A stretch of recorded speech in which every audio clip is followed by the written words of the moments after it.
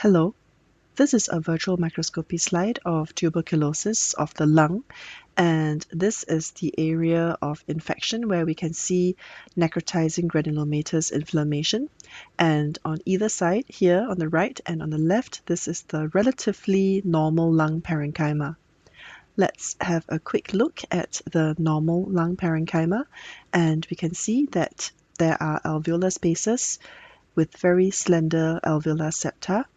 And over here we have some small bronchioles that are lined by ciliated columnar epithelium.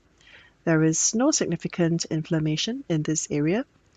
Now moving on to the abnormal area, what we are looking at here are actually coalescent necrotizing granulomas.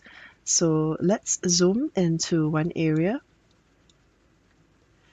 And over here, we can see that there are sheets of cells with quite abundant pink cytoplasm. These are epithelioid histiocytes, so they are characterized by quite slender, slipper-shaped nuclei, like this. And these cells have very abundant pink cytoplasm, which is relatively ill-defined. So the cytoplasm of one cell blends into another, and we can see all these slender nuclei here.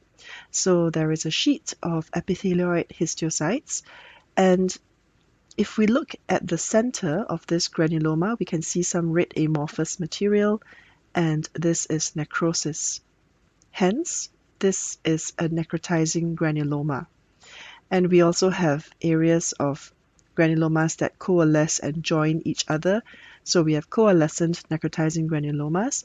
We also see at low magnification that there are some of these cells with multiple nuclei. So these are multinucleated giant cells, and the nuclei are arranged in a somewhat horseshoe-shaped arrangement. This is known as a Langhans giant cell.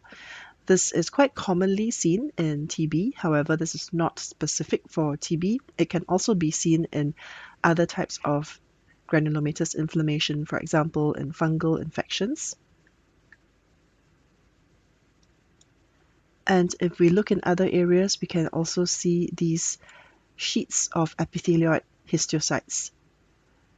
In some of the granulomas, there is a surrounding cuff of lymphocytes, which are these smaller cells with relatively round nuclei and very scant cytoplasm.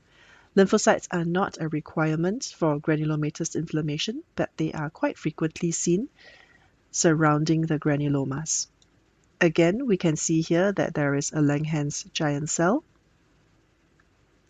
So in summary, this is a case of tuberculosis infecting the lung, and the key diagnostic feature is the presence of necrotizing granulomatous inflammation. Some of the granulomas are coalescent, and we also see scattered Langhans giant cells.